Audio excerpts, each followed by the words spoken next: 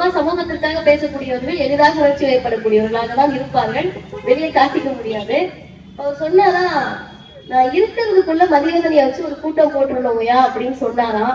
அந்த வார்த்தை என்னை மிகவும் பாதித்தது. நான் இந்த மேடையில் சொல்லுகிறேன், ஐயா உங்களுடைய 100ஆண்டு விழாவில் மதிவதனை இருந்தால் வந்து நிச்சயம் பேசுவேன். நீங்கள் இருப்பீர்கள். நீங்கள் கொண்டிருக்கக்கூடிய கொள்கை, நீங்கள் அணிந்திருக்கக்கூடிய கருப்பு சட்டை, உங்கள் உள்ளத்தில் இருக்கக்கூடிய ஐயா பெரியார், திராவிடர் கழகத்தின் தலைவர் ஆசிரியர் ஐயா வீரமணி அவர்கள் மீது நீங்கள் கொண்டிருக்கக்கூடிய பற்று, இந்த மக்கள் மீது நீங்கள் கொண்டிருக்கக்கூடிய நேசம், நாங்கள் அனைவரும் உங்கள் மீது கொண்டிருக்கக்கூடிய அன்பு 100 ஆண்டு உங்களை வாழ வைக்கும். 100ஆண்டு விழாவில் உங்கள் பேத்தி மதிவதனி மேடை ஏறி பேசுவேன் என்ற செய்தியை சொல்வதற்காக தான் நான் வந்தேன். அருமை தோழர்களே, சொல்லுகிறார், குலக்கல்வி திட்டத்தை எதிர்ப்பது என்பது என்னுடைய ஜீவாதாரண உயிர்நிலை போராட்டம் என்று ஐயா அறிவிக்கிறார். அது என்னங்க ஜீவாதாரண உயிர்நிலை போராட்டம் அப்படின்னு கேட்டா, என் உயிர் போனாலும் பரவாயில்லை, செத்து மடிந்தாலும் பரவாயில்லை, என்ன ஆனாலும் பரவாயில்லை, தமிழ்நாட்டு பிள்ளைகளுடைய கல்வியை காவு வாங்கக்கூடிய குலக்கல்வி திட்டத்தை ஒழித்தே தீர்வேன் என்று சொன்ன தலைவர், பகுத்தறிவு பகலவன் தந்தை பெரியார் அவர்கள் இந்த சுயமரியாதை இயக்கம் என்ற திராவிடர் கழகம். அந்த வழியில் பல முதலமைச்சர்கள் வந்தார்கள். குறிப்பாக சொல்லணும்னா, கல்வி வள்ளல் காமராஜரை மறுத்து விட்டோ எங்கள் தமிழ்நாட்டினுடைய கல்வியை பேச முடியாது. ஆனால் இன்றைக்கு தமிழ்நாட்டில் திட்டமிட்டு என்ன வேலை பார்க்கிறாங்கன்னா, காமராஜரை புகழக்கூடியவர்கள் கலைஞரை லாபகரமா மறைச்சிடுவாங்க. காமராஜரை கல்வி வள்ளல் என்று புகழக்கூடியவர்கள் கலைஞர் செய்த சாதனைகளை மறைத்து விடுவார்கள். அதுக்கு என்ன தெரியுமா காரணம்? காமராஜரை இவர்கள் சாதிக்காக தான் ஏற்றுக்கொள்கிறார்களே தவிர அவர்களுடைய சாதனைக்காக ஏற்றுக்கொள்வது கிடையாது. அந்த குரூப்புக்கு மத்தியில தான் நாம் சொல்லுகிறோம், கல்விக்கு கடவுளாக இருந்த காமராஜரை தந்தை பெரியார் சொன்னார், பள்ளிக்கூடங்களில் கடவுளுக்கு வாழ்த்து பாடுவதை விட்டுவிட்டு கல்வி வள்ளலுக்கு காமராஜருக்கு வாழ்த்து பாடுங்கள், இதை ஐயா சொன்னார். அதே பெரியார், அருமை சொந்தங்களே, இளைஞர்களே, மாணவர்களே, பொதுமக்களே, தந்தை பெரியார் என்ற தலைவர் உலக தலைவர்கள் எல்லாம் வாசித்தவர். உலக தலைவர்களுடைய புத்தகங்களை தமிழில் மொழிபெயர்ப்பு செய்தவர். தமிழ்நாட்டில் பல தலைவர்களை தலைவர்களாக உருமாற்றியவர். தமிழ்நாட்டின் அரசியலை, திசை வழி போக்கை நிர்ணயித்தவர் தந்தை பெரியார். அந்த தலைவர் தந்தை பெரியார் தன்னுடைய வாழ்நாளில் ஒரே ஒருத்தருக்கு தான் சிலை வைக்கணும்னு சொன்னார். அப்படி பெரியாரே ஒருத்தருக்கு சிலை வைக்கணும்னு சொன்னா யாருங்க அதுன்னு கேட்டீங்கன்னா, முத்தமிழறிஞர் டாக்டர் கலைஞர் அவர்களுக்கு தான் தந்தை பெரியார் சிலை வைக்க சொன்னார். எதுக்கு? தந்தை பெரியாருக்கும் கலைஞருக்கும் ரத்த உறவா, ஜாதிக்காரவங்களா, மதப்பற்றா, மொழிப்பற்றா? ஒண்ணு கிடையாது. ஐயா சொன்னார், பகுத்தறிவு முறையில் ஆட்சி செய்யக்கூடிய ராஜதந்திரியாக முத்தமிழறிஞர் கலைஞர் இருக்கிறார் என்று ஐயா சொன்னார். இப்ப நீங்க காமராஜர் பள்ளி கல்விக்கு எவ்வளவு செய்தாரோ அதே போல் தமிழ்நாட்டிலே ஒருத்தர் வீட்டுல கூட படிக்காம போயிடக்கூடாதுன்னு அனைத்து முயற்சிகளும் எடுத்த தலைவருக்கு பெயர் முத்தமிழறிஞர் டாக்டர் கலைஞர். அந்த வழியில் தான் எத்தனை பேர் அந்த காட்சியை பார்த்தீங்கன்னு தெரியல. இப்ப எனக்கு அந்த ஷீட் மூடி இருக்கனால அந்த இடம் தெரியல. ஆனால் உட்கார்ந்து இருக்கக்கூடிய நிற்கக்கூடிய உங்களுக்கு தெரியும், அங்க ஒரு அக்கா பூக்கடையோ ஏதோ ஒரு சின்ன தள்ளுவண்டி கடை போட்டிருக்காங்க. அந்த கடைக்கு பக்கத்துல பாருங்க, ஒரு பாப்பா ரெட்டச்சனை போட்டுட்டு நிக்கும். இல்லைன்னா இப்போதைக்கு உங்க வீட்டுக்கு போயிருப்பாங்க. ரெட்டச்சனை போட்ட குழந்தை அதே குழந்தைதான், அதே நம்ம முட்டி அளவுக்கு தான் இருக்கு. அந்த குழந்தை அதை விட சின்னதா இருக்கக்கூடிய ஒரு கை குழந்தைய தூக்கி வச்சுட்டு நிக்கிறாங்க. ரொம்ப நேரமா போயிட்டு வந்தாங்க. நான் பார்த்த இந்த குழந்தை இருக்கு, அந்த பிள்ளையும் தூக்கிட்டு போயிட்டு வருதுன்னா அது அவங்க அம்மா இருக்காங்களா இல்ல உறவினர்கள் கிடையாதுன்னு தெரியல, நின்றுட்டு இருக்காங்க. இந்த காட்சியை பார்க்கிற போது தயவு செய்து, என்னங்க இது, ஒரு குழந்தை ஒரு குழந்தைய தூக்கி வச்சிருக்கிறதா தமிழ்நாட்டுல ஒரு செய்தியான்னு கேட்டீங்கன்னா, சிபிஎஸ்இ பள்ளிக்கூடத்திலும் பணக்காரர்கள் வீட்டு பிள்ளைகள் படிக்கக்கூடிய பள்ளிக்கூடத்திலும் காசு கட்டி வருஷத்துக்கு லட்சக்கணக்கில் ஃபீஸ் கட்டி காலையில நீங்க டிஃபன் கொடுத்து ஹார்லிக்ஸ் கொடுத்து அனுப்பி விட்டு மதியத்துக்கு லஞ்ச் பேக் பண்ணி இல்ல சுட சுட கொண்டு போய் ஸ்கூல்ல கொடுத்துட்டு சாயங்காலம் வந்த உடனே ஸ்நாக்ஸ் கொடுத்து பூஸ்ட் கொடுத்து டியூஷனுக்கு அனுப்பிட்டு இல்ல ஹோம் டியூஷன் வச்சுட்டு ஏசிய போட்டு விட்டு தூங்க வச்சு திரும்ப காலையில எழுப்புற பிள்ளைகள் மட்டும் தமிழ்நாட்டில் இல்லை. அவங்க மட்டும் இந்தியால இல்ல. யார் அதிகம் இருக்கிறார்கள்னு சொன்னா அரசு பள்ளிக்கு சென்று 5வது படிக்கிறப்பயே 5 வயசு குழந்தைக்கு அக்கா தாயாக மாறக்கூடிய பிள்ளைகள் அதிகம் வசிக்கக்கூடிய மாநிலமாக தமிழ்நாடு இருக்குன்னு சொன்னா அந்த பிள்ளைகளை பற்றி யார் கவலைப்படுவது? எவ்வளவு காலையில சாப்பிட்டுச்சா இல்லையான்னு தெரியல. என்ன நினைப்பாங்கல்ல, அக்கா காய்கறி கடை வச்சிருக்காங்க, பூ கடை வச்சிருக்காங்க, பெட்டி கடை வச்சிருக்காங்க. சராசரியாக இருக்கக்கூடிய பெற்றோர்கள் டீ கடை ஆத்துறதுக்கு டீ ஆத்துறதுக்கு அப்பா காலையில 4 மணிக்கு வந்துருவாரு. இங்க அம்மா ஏதோ ஒரு வேலை பார்க்க போயிடுவாங்க. பிள்ளை காலையில ஸ்கூலுக்கு கிளம்பி அறக்க பறக்க வீட்டுல என்ன இருக்கோ சாப்பிட்டுட்டு ஜடைய பின்னிட்டு பாதி இருப்பேன் கலந்த கூட ஓடிடும். சாப்பிட்டுச்சா இல்லையான்னு அப்பாவும் கேட்க முடியாது, அம்மாவும் கேட்க முடியாது. யார் கேட்பது? இந்தியாவில் உள்ள உலகத்தில் ஒரு முதலமைச்சர் சொல்லுகிறார், என் ஆட்சியில் ஒரு பிள்ளை கூட அரசு பள்ளிக்கு வரப்ப காலையில பட்டினியா வரக்கூடாது, காலை உணவு திட்டத்தை அறிவிக்கிறேன். அறிவித்த முதலமைச்சருக்கு பெயர் முத்துவேல் கருணாநிதி ஸ்டாலின் என்ற முதலமைச்சர். இதுக்கும் சுயமரியாதை இயக்கத்துக்கும் என்ன சம்பந்தம்னு கேட்டா, தலைவர் தந்தை பெரியார் அவர்கள் சுயமரியாதை இயக்க நூற்றாண்டின் இடத்தில் என்று சொல்லுகிறேன் முதல் மாநாட்டில் ஐயா சொல்றாரு, ஒடுக்கப்பட்ட தாழ்த்தப்பட்ட சமூகத்தை சார்ந்த குழந்தைகள் பள்ளிக்கு வருகிற போது அவர்களுக்கு உண்டி உறைவிடம் அனைத்தையும் கொடுத்து படிக்க வையுங்கள்.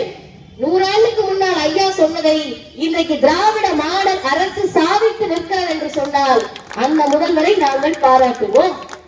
2வது செய்தி, இப்படி எல்லாம் இருக்கிறப்ப இந்த முதல்வருக்கு நெருக்கடி வருவதை பற்றி எனக்கு முன்னால் எல்லோருமே பேசினார்கள். ஆனா எங்களுடைய கழக தலைவர் ஆசிரியர் அவர்கள் இன்னைக்கு காலையில விடுதலையில் ஒரு அறிக்கை கொடுத்திருக்கிறார். 2026 முதலமைச்சர் மீண்டும் முதல்வராக அமர்வதற்கு ஊர் ஊரா போய் பிரச்சாரம் பண்ணணும், தெரு தெருவா போய் பிரச்சாரம் பண்ணணும். என்ன அவசியம்? கவுன்சிலர் சீட்டுக்கு கூட தரிசனை போட்டுட்டு நாங்க போட்டி போட போறது கிடையாது. புதுப்பட்டினத்திலே கல்பாக்கத்திலே இத்தனை பேருக்கு என்னை பிடிச்சாலும் நாளைக்கு உங்களால எனக்கு ஒரு ஓட்டு வரப்போறது கிடையாது, நான் வந்து கேட்க போறது கிடையாது. ஆனால் திமுகவை ஆதரித்து இங்க யார் வேட்பாளராக இருந்தாலும் பிரச்சாரத்துக்கு நான் வருவேன். என்ன அவசியம் கேட்டீங்கன்னா ஒரே ஒரு அவசியம் தான். 2000 ஆண்டு காலமாக கை நாட்டாக இருந்த சமூகம். இத்தனை பேர் உட்கார்ந்து இருக்கோம்ல, 3 தலைமுறைக்கு முன்னாடி தெரியாது, ஆனா எழுத தெரியாது, கையெழுத்து போட தெரியாது சார். 4 தலைமுறைக்கு முன்னாடி கல்பாக்கத்துல இந்த பிளான்ட் ஹவுஸ்ல எல்லாம் நாங்க வேலை பார்க்கிறோம் அப்படின்னு பெருமை பீட்டக்கூடிய சமூகத்துல நம்ம இல்ல. நான் இந்த ரோட்ல வரப்ப பார்த்தேன், வெங்கம்பாக்கம்னு ஒரு ஊர் இருக்கு. அந்த ஊர் இந்த பகுதியில இருக்குன்றதெல்லாம் முன்னாடி எனக்கு உண்மையாவே தெரியாது. நான் வர்றப்ப வெங்கம்பாக்கம்னு போட பாக்குறேன்.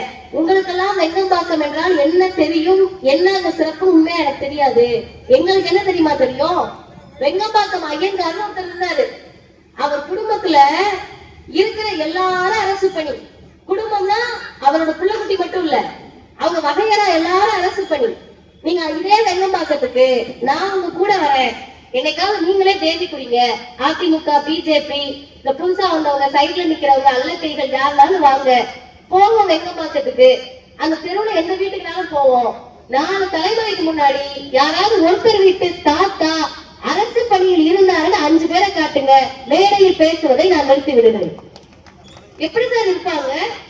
அக்கறையிலான வீதிகள் தனி, சேரி பகுதிகள் தனி, ஊர் தெருவுன்னு பிரித்து வைத்து படிக்கக்கூடாத ஜாதி, படிக்கக்கூடிய ஜாதி, கோவிலுக்கு வர ஜாதி, கோவிலுக்கு வரக்கூடாத ஜாதி, பெண்கள் எந்த ஜாதியில இருந்தாலும் படிக்கக்கூடாது பிரித்து வைத்த ஒரு சமூகத்தில் நீ வெங்கம்பாக்க ஐயங்காரா இருக்கலாம், வெங்காய ஐயங்காரா இருக்கலாம், யாரா வேணா இருந்திருப்போம், எல்லாரும் ஊருக்குள்ள வருவோம், கோவிலுக்குள்ள வருவோம், பள்ளிக்கூடத்துக்கு வருவோம். கேள்வி கேட்டேன்னா நான் முன்னால் தடியோடு அந்த நிற்பேன் என்று சொன்ன தலைவர் பகுத்தறிவு பகலவன் தந்தை பெரியார் அவர்கள். அப்படியெல்லாம் கைநாட்டா இருந்த சமூகம் இன்றைக்கு இந்தியாவில் கல்வியில் எந்த மாநிலம் முதலிடம் என்று கேட்டால் தமிழ்நாட்டின் முதல்வரை எதிர்க்கக்கூடிய பிஜேபி, திமுகவை எதிர்க்கக்கூடிய பாசிச ஒன்றிய அரசு சொல்லுகிறது இந்தியாவில் கல்வியில் நம்பர் 1 மாநிலம் திராவிடம் ஆளக்கூடிய தமிழ்நாடு தான். எப்படி வந்துச்சு? மந்திரம் போட்டோமா, ஜீபும்பா போட்டோமா, முட்டை தயாரிச்சு விட்டுட்டாங்களா, எலுமிச்சம்பழத்தை முன்னாடி தேய்ச்சி விட்டுட்டாங்களா, கோவில் கோவிலா போய் கும்பாபிஷேகம் நடத்தி வந்ததா, யாரால் வந்தது, எதாவது வந்தது என்றால் இப்படி ஊருக்கு 4 கருப்பு சட்டைங்க, கரெக்டா 4 கருப்பு சட்டை தான் இருப்பாங்க. அவங்களுக்கு பேரே என்னன்னு கேட்டா 4 நரச்சத்தலையோடு கருப்பு சட்டைக்காரங்க இருப்பீங்க அப்படின்னு. ஆனா அந்த 4 நரச்சத்தலை கருப்பு சட்டை இந்த மண்ணில் ஏற்படுத்திய மாற்றம், பார்ப்பனர்களை படுத்திய பாடு இன்னும் 100 வருஷம் ஆனாலும் அவங்களுக்கு தயம் இருக்கும். எதுக்கு எங்களெல்லாம் போட்டு சும்மா நோண்டிக்கிட்டே இருக்காங்க? எதுக்கு எங்களெல்லாம் விமர்சிக்கிறாங்கன்னா நான் பேசுவதற்கு கிடையாது, நான் பரப்புரை செய்வதற்கு கிடையாது. இவர்களை போன்றவர்கள் செய்த சம்பவம் அப்படி. இரண்டாவது செய்தி. மூணாவது செய்தி, அறிவியலை பரப்புகிற வேலையை தமிழ்நாடு முதல்வர் ஏன் செய்ய வேண்டும்? அருமை தோழர்களே, எனக்கு முன்னாடி தலைமுறை கிட்ட நான் உரையாடல. ஏன்னா இவர்களுக்கு செய்தி தெரிந்திருக்கலாம், அல்லது இனிமேல் தெரிந்து கொண்டு என்ன செய்ய போறோம்னு நினைக்கலாம். அதெல்லாம் விட்டுருங்க. இளைஞர்கள் வந்திருக்கீங்க, அல்லது பெற்றோர்களாக இருக்கக்கூடிய இளம் வயதில் இருப்பவங்க இருப்பீங்க. உங்களிடத்தில் நான் வெளிப்படையாகவே கேட்கிறேன், இன்றைக்கு காலை அண்ணா திராவிட முன்னேற்ற கழகம் என்று அதை நான் சொல்லுவது கிடையாது. அமித்ஷா திராவிட முன்னேற்ற கழகத்தினுடைய பரப்புரை செயலாளர் அளவுக்குலாம் இல்ல, கிளை செயலாளராக வேலை பார்த்து கொண்டிருக்கக்கூடிய அடிமை எடப்பாடி பழனிசாமி அவர்கள் ஒரு பரப்புரை பயணத்துக்கு போறாரு. இந்த பயணத்தில் நேற்றைக்கு அவர் பேசியது, கோவில் காசை எதுக்கு கல்லூரி கட்டுற அப்படின்னு கேட்டிருக்காரு. எம்எல் நான் படிக்கிறப்ப என்னுடைய தீசிஸ் ஆய்வு எதை பற்றின்னு கேட்டா, இந்து சமய அறநிலையத்துறையுடைய அந்த சட்டத்தை பற்றி. இங்க இருக்கக்கூடிய பள்ளிக்கூடத்துக்கு போகாத அக்கா கிட்ட போய் நான் சொன்னா கூட உங்களுக்கு புரிஞ்சிடும். ஆனால் எடப்பாடி பழனிசாமி அவர்களுக்கு நீங்கள் விடிய விடிய உட்கார்ந்து வகுப்பெடுத்தாலும் புரிவதற்கு அவர் தயாராக இல்லை. காரணம், மூளையில் ஏறி இருப்பது RSS என்ற விஷம் ஏற்றப்பட்டவராக எடப்பாடி பழனிசாமி அவர்கள் இருக்கார். இன்னொன்னு, திராவிடம்னா என்னன்னு தெரியுமான்னு போய் செய்தியாளர்கள் கேட்கிறாங்க. அதுக்கு அவர் சொன்ன பதில், எல்லாம் நீங்க அறிஞர்கள்ட்ட கேட்கணும்ட்டாரு. கீழடி பத்தி தெரியுமா? அதுவும் அறிஞர்கள்ட்ட கேட்கணும். திராவிடம்னா அறிஞர்கிட்ட கேட்கணும், கீழடினா அறிஞர்கிட்ட கேட்கணும். எதை கேட்டாலும் யார்கிட்ட கேட்கணும்னா, உனக்கு என்னதான் தெரியும்? 4 வருஷம் முதல்வர், எதிர்கட்சி தலைவர் ஆகுன்றீங்க, என்னதான் தெரியும்னா எனக்கு ஒண்ணு தெரியும், பிஜேபிக்கும் RSSக்கும் அடிமை சேவகம் செய்ய தெரியும். அவங்க கால்கிட்டயே உட்கார்ந்து அமலாக்கத்துறை வீட்டுக்கு வராம பாத்துக்க தெரியும். இது இரண்டை தவிர எதுவும் தெரியாதுன்னு சொல்லக்கூடிய அடிமை பழனிசாமி அவர்கள் நேற்றுக்கு ஒரு ஸ்டேட்மெண்ட் சொல்லியிருக்காரு. இங்க இருக்கக்கூடியவர்கள் எல்லாருமே மத நம்பிக்கையாளர்கள். திராவிட கழகத்தை சாராத மற்ற எல்லாருமே கடவுள் நம்பிக்கையாளர்கள். இன்னும் சொல்ல போனா அம்மா பாருக்கு நெத்தியில கேப்பே இல்ல, அவ்வளவு பெரிய இந்து மதத்தில் நம்பிக்கை இருக்கவங்க. இஸ்லாமியர்கள் வந்திருக்கீங்க, இஸ்லாமியர்கள் அதிகம் இருக்கக்கூடிய பகுதி. ஐயா சாலமன் பேரை பார்த்தாலே உங்களுக்கு தெரியும். கிறிஸ்தவர்கள் இருக்காங்க, இஸ்லாமியர்கள் இருக்காங்க, இந்துக்கள் இருக்காங்க. இப்படி இருக்கக்கூடிய நீங்கள் வந்த உடனேயே முதலில் அன்போடு என்கிட்ட பேசக்கூடியவர்கள், பழகக்கூடியவர்கள் யாருன்னு கேட்டா, கடவுள் இல்லை கடவுள் இல்லை இல்லவே இல்லை என்று சொன்ன இயக்கத்தில் வந்தவள் மதிவதனி. அது இவங்க யாருக்கு தெரியாமலாம் இல்ல, அதான் உண்மை. 24 மணி நேரமும் கடவுள் பெயரை சொல்லி நல்ல காரியம் எது நடக்க வேண்டும் என்றாலும் இன்ஷா அல்லாஹ் என்று சொல்லக்கூடியவர்கள் இஸ்லாமியர்கள்.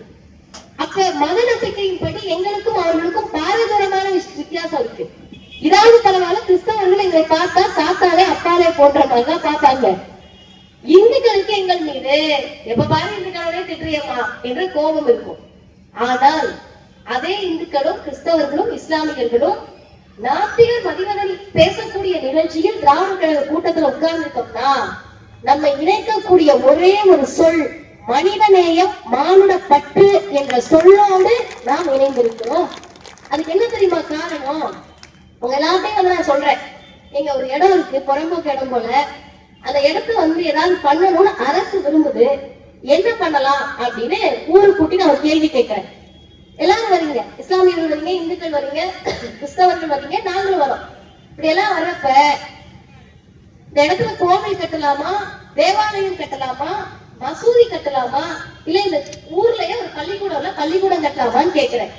அறிவார்ந்த தமிழ் மக்களே, நின்று கேட்கக்கூடிய பொதுமக்களே, நான் நேரடியாக உங்ககிட்ட கேட்கிறேன். நீங்க உண்மையாவே சொல்லலாம். கோவில் கட்டலன்னா கோவில்லாம், மசூதினா மசூதிலாம், பள்ளிக்கூடம்னா பள்ளிக்கூடலாம். தயவு செய்து பதில் சொல்லுங்க. சத்தமா சொல்லுங்க, யாரும் கேட்கல. டீக்காரங்க சொல்லாதீங்க. கையில சிவப்பு கயிறு கட்டிட்டு அண்ணன் பள்ளிக்கூடம்ன்றாரு, நெத்தியில தலையில தொப்பி வச்சுட்டு அண்ணன் பள்ளிக்கூடம்ன்றாரு. சரியா?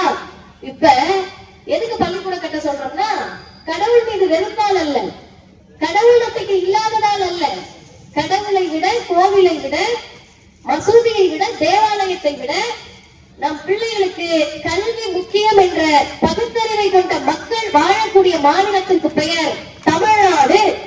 அதனால சொல்றோம் சார்.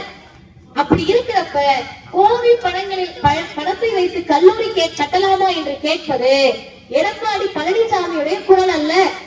அதிமுகவின் உண்மை தொண்டர்களை பத்தி நான் பேசிக்கிட்டு இருக்கேன். சும்மா இப்ப சேர்ந்தவங்களை பத்தி நான் பேசல. உண்மை தொண்டர்கள் தெளிவாக புரிந்து கொள்ளுங்கள். உங்கள் பிள்ளைகளுக்கு கல்வி சாலைகள் வேண்டும் என்றால் நீங்களும் ஆதரிக்க வேண்டிய முதலமைச்சருக்கு பெயர் முத்துவேல் கருணாநிதி ஸ்டாலின் தான். இல்லங்க என் பிள்ளை எப்படியாவது போயிட்டு போதுனா நீங்க பிஜேபி இருக்க அதிமுக இருக்கலாம்.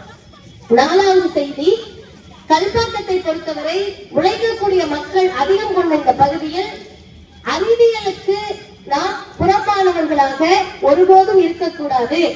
என்ன காரணம்னா நம்ம எல்லாம் சயின்டிஸ்ட் ஆகணும் டாக்டர் ஆகணும்ன்றதுக்காக நான் சொல்லல.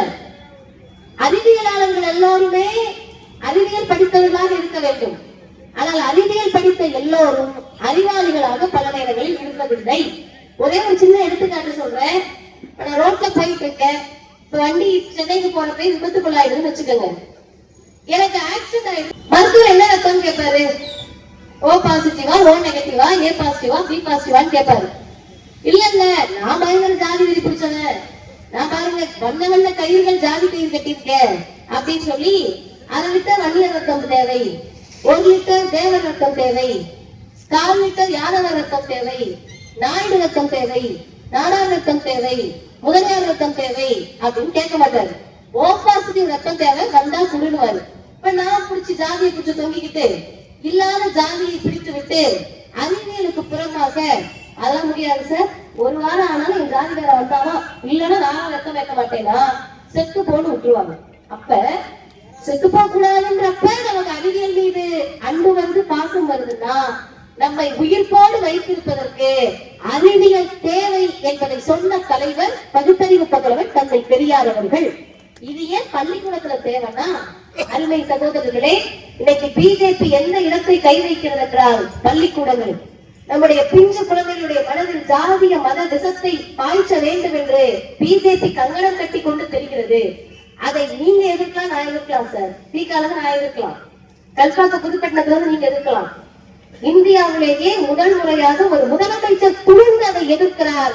அறிவியலுக்கு புறமான எதையும் பள்ளிக்கூடத்தில் அனுமதிக்க முடியாது சொல்லக்கூடிய முதலமைச்சருக்கு பெயர் முத்துவேல் கருணாநிதி ஸ்டாலின்.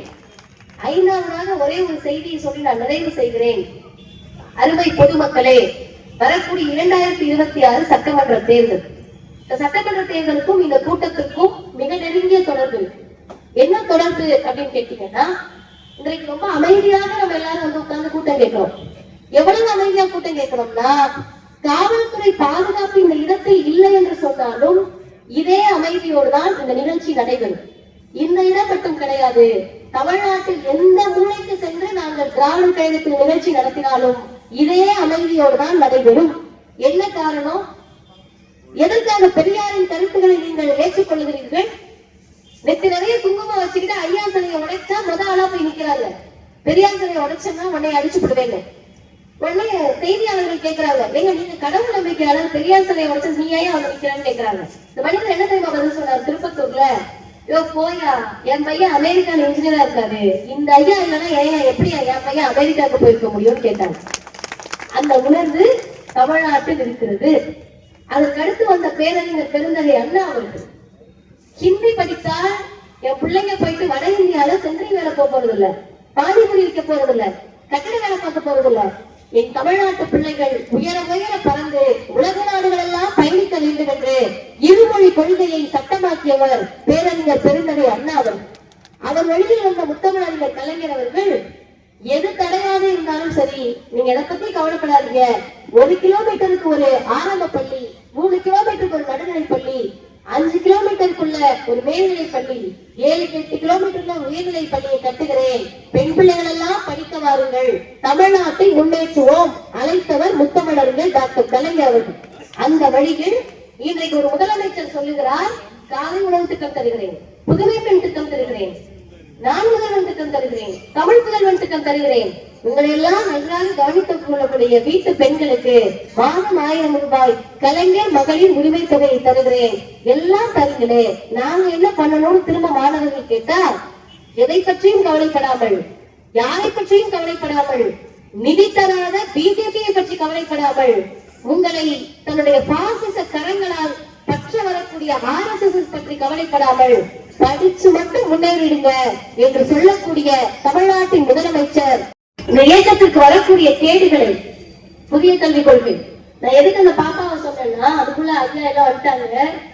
இந்த குழந்தை போச்சு இல்லக்கா, பாத்தீங்கல்ல, இந்த 3வது 5வது 8வது அரை டிக்கெட்டு கால் டிக்கெட்டு இவங்க எல்லாருக்கும் பொது தேர்வு வைக்க போறாங்க. அதுக்கு பேரு புதிய கல்விக் கொள்கை. யார் சொல்றா? இந்தியாவின் பிரதமர் மோடி சொல்றார், அமித்ஷா சொல்றார், பிஜேபி சொல்லுது. அப்ப புதிய கல்விக் கொள்கை 3வது 5வது 8வதுக்கு பொது தேர்வுனா காய்கறி வைக்கிற அக்காவோட வீட்டு புள்ள எப்படி பரிசு எழுதும்? சாமானிய வீட்டு பிள்ளைங்க எப்படி பரிசு எழுதும்?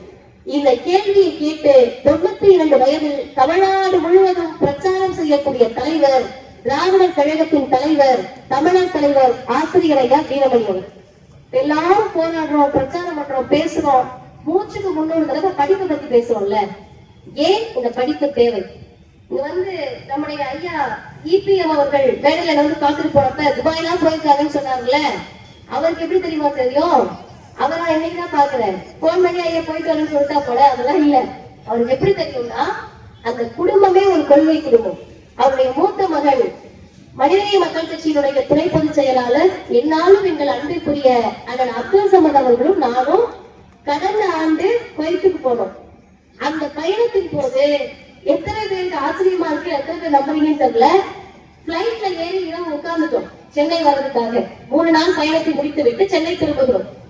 சென்னை திரும்பினா பிளைட்டை எடுக்க மாட்டாங்க, படிமூட்டமா இருக்கா, வருஷத்துக்கு ஒரு முறை தான் நடக்கும். அப்படி 15 மணி நேரம் விமானம் டிலே, 15 மணி நேரம் பிளைட் டிலேனா நினைச்சு பாத்துக்கோங்க. நீங்க உள்ள ஏர்போர்ட்டுக்குள்ள வந்தோடனே உங்களுக்கு வச்சிருக்கக்கூடிய விசா முடிஞ்சு போயிடும், அந்த விசா அதோட கேன்சல் ஆயிடும். ஏர்போர்ட்டை விட்டு நீங்க வெளியே வர முடியாது, விமான நிலையத்தை விட்டு வெளியே வர முடியாது. உள்ளே லான்ச்ல இருக்கணும்னா அந்த நாட்டினுடைய கணக்குப்படி இரவு 2 மணிக்கு மேல. நாம உள்ளூர்ல பெரிய ஆளா இருக்கலாம், குவைத்துல அதெல்லாம் கணக்கு கிடையாதுல, போய் வாய் சவுண்டா எங்கேயும் தங்க முடியாது. உள்ள ஏர்போர்ட்லயே உட்கார்ந்து இருக்கோம். நான் இன்னும் நினைத்து வீர்ந்து பார்க்கிறேன். 15 மணி நேரம் எப்படி கடந்ததுன்னு தெரியல. என்னுடைய அப்பாவின் வயதுதான் அந்த அப்துல் சமத் அவர்களுக்கு இருக்கும். அவரே சொல்றாரு, அம்மா என் பொண்ணு வயசுமா உனக்குன்னு. நாங்கள் உரையாடியது 2 விஷயத்தை பத்தி தான். ஒன்று புத்தகம், இன்னொன்று தலைவர் தந்தை பெரியார். அவர் பிறப்பால் ஒரு இஸ்லாமியர். இஸ்லாமியராக இருக்கக்கூடிய அப்துல் சமத் அவர்கள் 15 மணி நேரம் தந்தை பெரியாரை பற்றி உரையாடி கொண்டே இருக்கிறார். நான் வியந்து போய் கேட்டேன், இதெல்லாம் எப்படி நான் பேசுறீங்கன்னு கேட்டேன். எங்க அப்பா இந்த கொள்கையில் வந்தவர், திராவிடர் இயக்கத்தின் மீது பற்று கொண்டவர், எங்க வீட்டுல பாதி நேரம் நாங்க இயக்கத்தை பற்றி தான் பேசிக் கொண்டிருப்போம் என்று சொன்னார்.